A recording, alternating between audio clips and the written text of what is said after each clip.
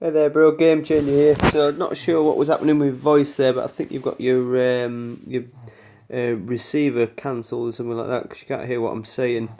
So something along that sort of lines, but never mind. Anyway, so what I needed you to do, the reason I needed you to move was so I could actually assess your base as an enemy would, but when you bubbled, I couldn't. So this is one of my older camps. So this is what an enemy would see. These are the spawn zones they're going to see.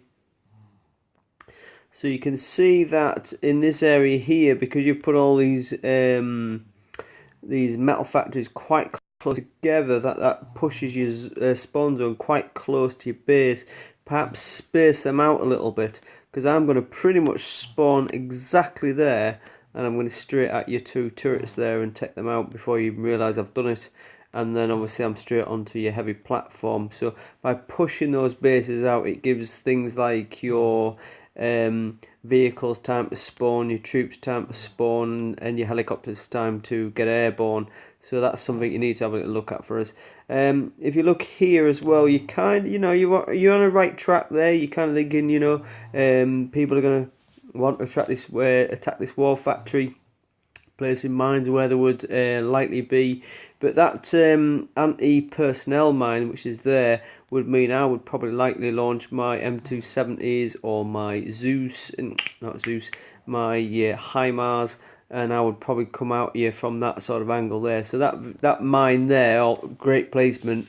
That one probably needs to be left a little bit. But they all need to be anti-vehicle mines, because I suspect it's going to be vehicles you'll get attacked with. So what else we got there? You have not even one peacemaker. I'd be running at least two, maybe even up to three peacemakers. The range of a peacemaker is far superior to any turret, like a howitzer. I mean, if I'm using HIMARS or possibly even M270s, I'm likely to outrange most things. Possibly not howitzer, but certainly machine guns you would be. The only thing that outranges my HIMARS is the salvo and the peacemaker. The railgun for me, mate, just doesn't even cut it at this level, because even an M270 will outrange a railgun. So two railguns on that side would enable me to come in at you from this angle here, straight across, fire at the two railguns, take them out. I've then got to deal with a salvo, I've then got to deal with a heavy turret, but I'm certainly in and amongst it before obviously you realise I am. We did mention in the previous video as well, getting rid of Raptors and going Reapers. So you certainly, sorry, my apologies. See, forgive me. See the little blue ones there? Get rid of them. Get the silver ones in. Basically, work that one out for yourself. You need to obviously look at what your attack or defense looks like in terms of what comes out of the barracks. I've mentioned that in the previous video. I've mentioned what comes out of your war factory in the previous video, and I've also mentioned what comes out of the helicopter pad in the previous video. So have a little look at that, because some of the seconds, some of the time them guys were taking to come out before they were deployed was quite long indeed. So certainly have a little look at that for us. But yes, peacemakers. What have you got in terms of yeah, you have how many flak? One. Not enough.